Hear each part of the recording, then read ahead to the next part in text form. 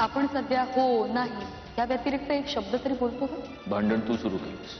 मी फक्त माझ्या मनातला एक विचार बोलून दाखवला. चिडचिड करायला सुरुवात तुम्हीच केली. हो, पण दुसऱ्या दिवशी मी सगळं विसरून व्यवस्थित बोलत होतो तुझ्याशी. तुमचा राग निवळला की समोरच्याने हसून खेळून वागायचं. असंही समोरच्याला त्याचं मन मत असं काही नाही. ठीक आहे, बस तुझाच राग कुरवाळत बस.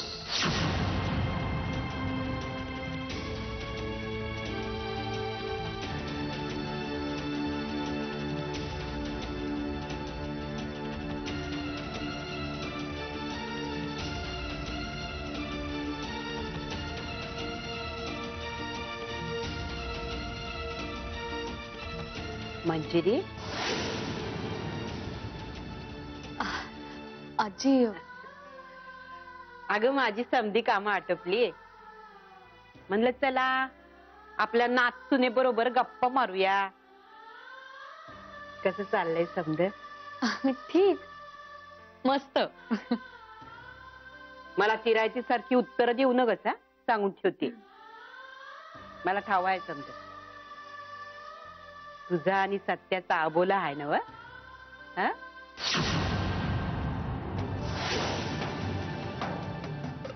नाही नाही, तसं काही नाहीये. माझ्यापासून लपवू नगर. खरं काय ते सांग, आता कोणता मुद्दा हाय? काय नाही हो आजी. मी त्यांना नेत्रा आणि गौरांच्या लग्नाच्या वाढदिवसाबद्दल सांगायला गेले तर कारण नसताना चिडले माझ्यावर. म्हणून मग मी पण अबोला धरलाय त्यांच्यासोबत.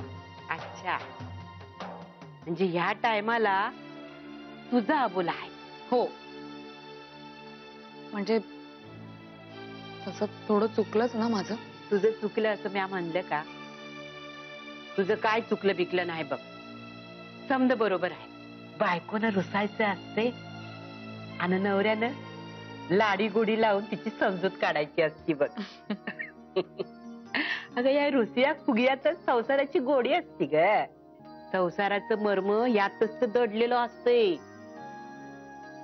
आणि तू बरं केलंस बघ, त्या सत्याला कळलंच पाहिजे. समोरच्या माणसाला बी रागवायचा आणि चिडायचा हक्क असतोय बघ.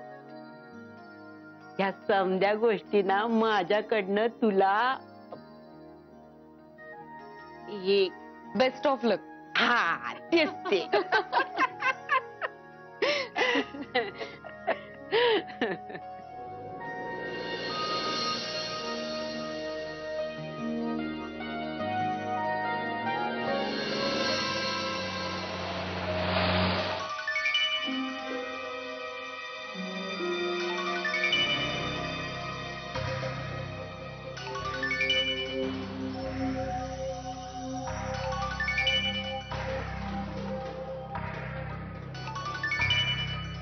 प्रिया काय आहे? ती बोट काढ खाली. आणि तो फोन वाजतो तो घे ना.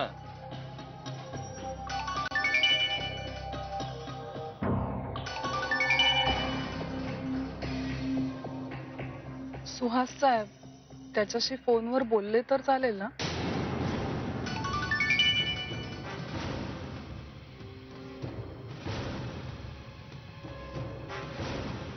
हाय सुहास, बोल ना. काय ग, फोन का नव्हती सुचलत? अरे फोन फोन सायलेंट वर ठेवला होता. सॉरी, लक्षातच आलं नाही. बोल ना. अरे सॉरी कशाला एवढ्यासाठी? असो, तू निघालीस का? हो, निघाले ना. सत्यजितच्या गाडीतच आहे.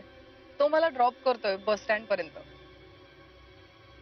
मग बस मध्ये बसले की फोन करते. Okay? Yes, bye, love you.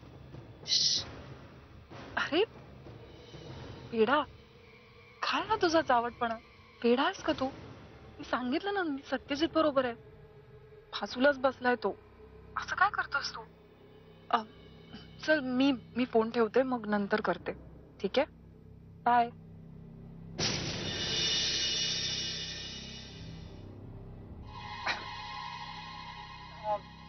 Suhas पण ना.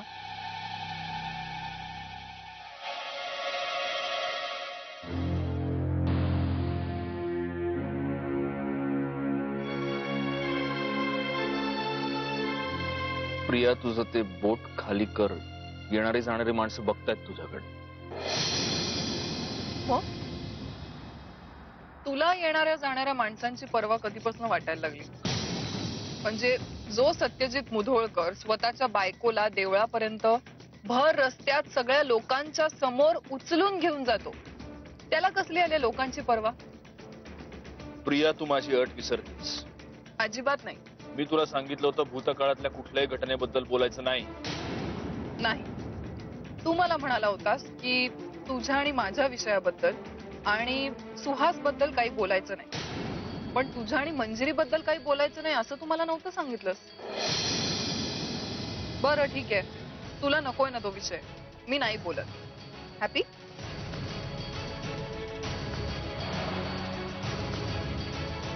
खूप तहान लागली. गाडीत पाणी नाहीये? नाहीये. तू बस स्टँड वर गेलीस की तिथे बॉटल विकत घे. नाही नको, आत्ताच थांबव ना इथे. मी आत्ताच उतरून घेते, म्हणजे प्रवासात पण उपयोगी पडेल.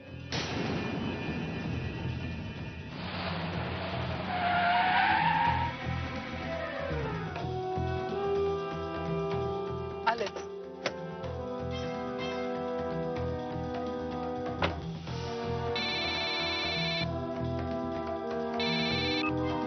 हा व्यंग बोल. हा हा हा हॅलो. दोन मिनिटं होल्ड कर. हा बरे, ऐकायला येत नाहीये. थांब. हा काय परवाच वेळ दिली त्याने? ठीक आहे मग भेटू ना परवा. ओके. प्रिया काय काय तुला बघून नाही चालतंय? सॉरी. बस.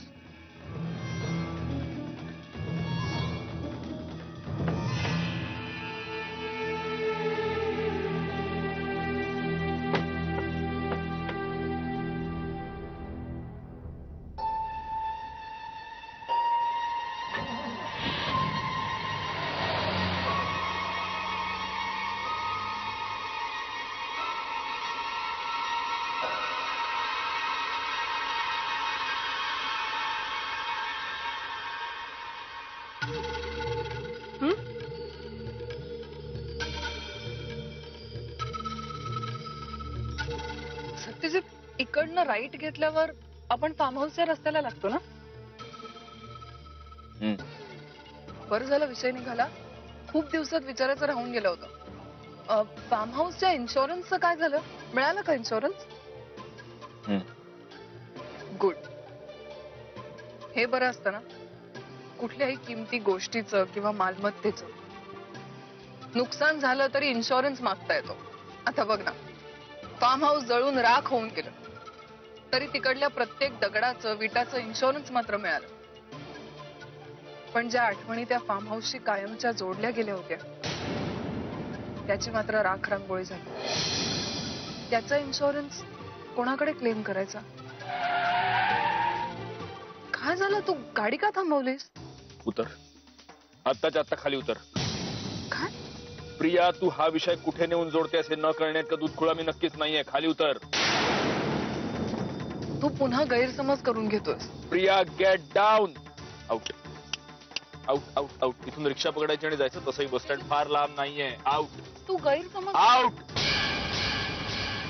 ठीक आहे, जाते. तसंही अर्ध्या रस्त्यात सोडायची सवयच आहे तुला.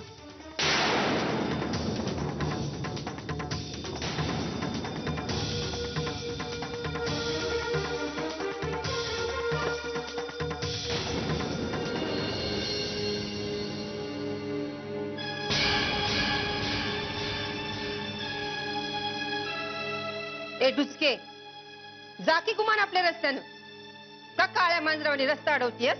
मी माझ्या रस्त्यानेच चालले होते. तुम्ही माझ्या मध्ये आलात असंही म्हणता येईल आपल्याला आत्या. काय तुम्ही कुठे चालला होता तेवढ्या घाई गडबडीने? गच्चीवर? अरे हो, तो देशमुखांचा ड्रायव्हर आता गार्डन मध्ये येऊन बसतो नाही का? कान फाडायची ना? पुण्यांदा अशी मस्करी केलीस तर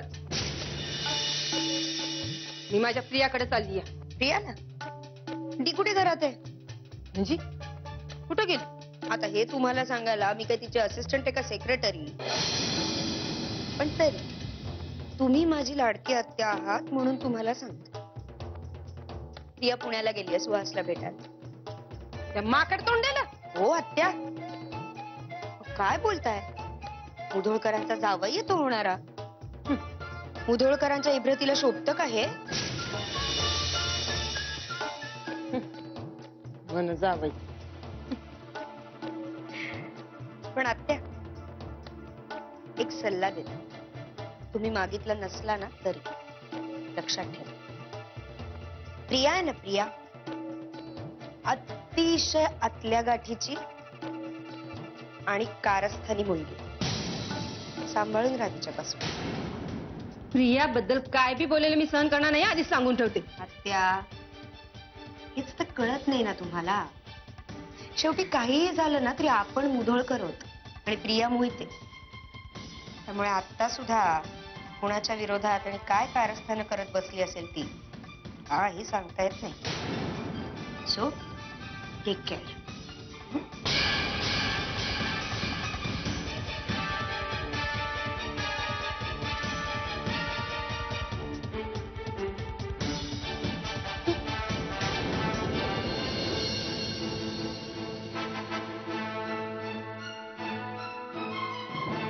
मागे जाऊन उभा राहा. लवकर मागे जाऊन उभा राहा.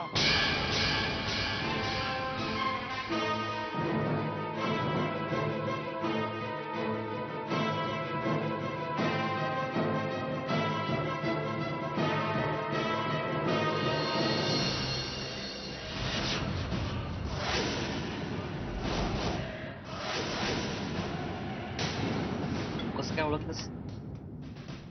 सगळं बदलशील आशिष, पण या काठीचं काय करशील? तुझी आयडेंटिटी प्रूफ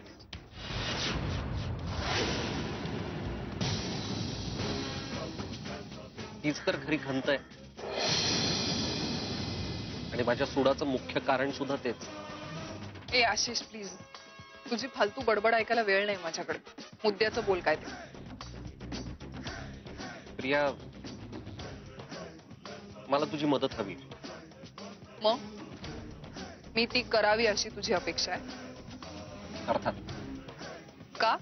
तुला जेव्हा मदतीची गरज पडेल तेव्हा मी तुझी मदत करायची असं काय कॉन्ट्रॅक्ट साईन केलंय तुझ्या बरोबर? मी तुझी मदत का करीन? प्रिया, प्रत्येक गोष्ट तुला 10 वेळा का समजावी लागते का? आणि हीच गोष्ट तुम्हाला पुन्हा पुन्हा करायला लावतेस. तुला काय वाटलं तुझा सगळा कच्चा चिठ्ठा मला माहित नाही? हा, मी जर तुझी ही जन्मकुंडली तुझ्या होणाऱ्या नवऱ्यासमोर मांडली ना तर मग तुझं शुभमंगल सावधान झालंच म्हणून समज.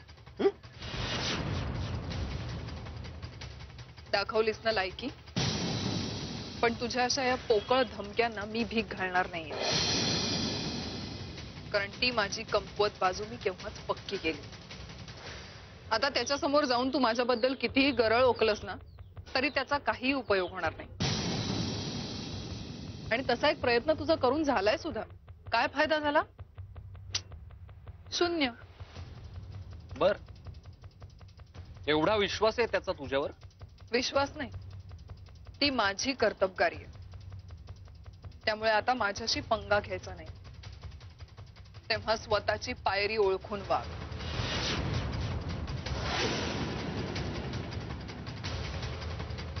ठीक आहे, तुला नाही ना मदत करायची, नको करूस, तुझी मर्जी. जुनी मैत्री आठवून आलो होतो मी तुझ्याकडे मदत मागायला. जाऊ दे, आता तुला मदत करायचीच नाहीये असं ठरवलंय म्हटल्यानंतर काय बोलणार ना. ए नाटक कंपनी, तू कॉलेजमध्ये केलेला फुकरट अभिनय इथे नको करूस. त्याचा काही उपयोग होणार नाहीये. चल, एक वेळ मी तुझी मदत करायला तयार होईनही, पण असं नाही. त्यासाठी तुला माझी मदत मागावी लागेल नीट, नम्रपणे, गरजवंताचे भाव चेहऱ्यावर आणून. आत्ता इथे. काय? हो, इथे. इथे मदत हवी आहे ना आशिष? मग सांगते तेवढं करायचं, पटकन. माझ्या समोर हात जोडायचे, विनवणी करायची नम्रपणे. चल चल चल पटकन, माझ्याकडे वेळ नाही.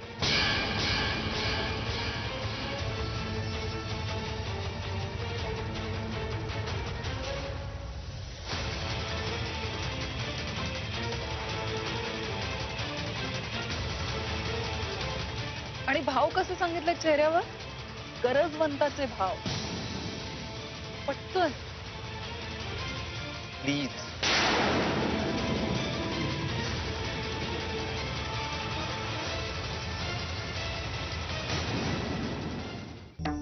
आई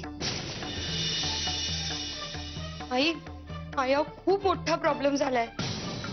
काय झालं? तू आधी शांत हो नेत्रा. काय झालं सांग. आई अहो, मंजिरी वहिनींना संशय आलाय की आपण त्यांची एवढी काळजी का घेतोय. पण तिला कळलंच कसं? मला नाही माहिती आई, खरंच नाही माहिती. मी अजिबात सांगितलं नाही त्यांना काही. तरी पण कसं कळलं? म्हणजे आता त्या मला विचारायला आल्या होत्या, पण तुमची शपथ आई, मी काही नाही सांगितलं त्यांना. खरंच काही नाही सांगितलं. पण मला काय वाटतंय माहितीये का आई, आपण आता त्यांची एवढी काळजी घेतोय, त्यांना कुठलंही काम करू देत नाही होत, रूम मधनं बाहेरही पडू देत नाही होत, मग त्यांना संशय येणारच ना. हे बघ, आता तू याचं टेन्शन घेऊ नकोस. कधी ना कधी मंजिरीला हे सगळं समजावून सांगावं लागणार होतच. आता सांग. तू तू तुझं काम कर जा, मी बोलते मंजिरीशी. हो आई, तुम्ही प्लीज बोला त्यांच्याशी, नाही तर सगळं बिल माझ्या नावावर फाटेल. काही नाही, भाजी भाजी ठेवली मी, आलेच. हा आलेच.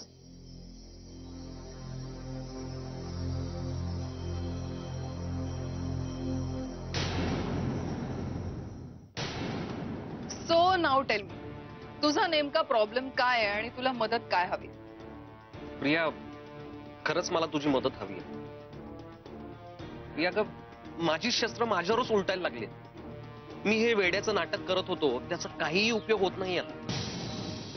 मी हे नाटक केलं होतं ते सत्यजित आणि मंजिरीला वेगळं करण्यासाठी, पण काहीतरी वेगळंच घडतंय. अगं, सत्यजित मंजिरीच्या अजूनच जवळ जायला लागलाय.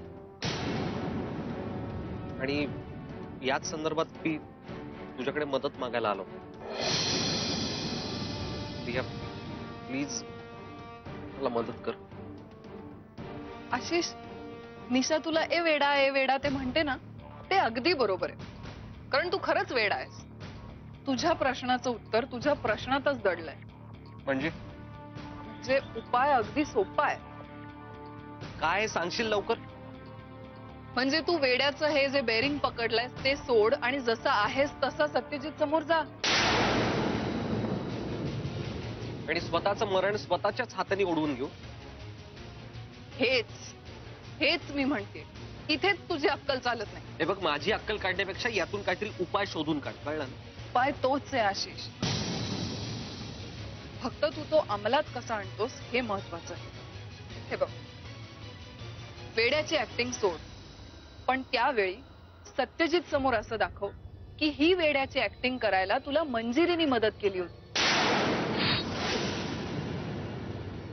मग बघ कोणामुळे कोण मरत ते. गुड पॉइंट आहे. हा, आता प्रियाची मदत मिळाली म्हटल्यावर फायदा तर होणारच आहे.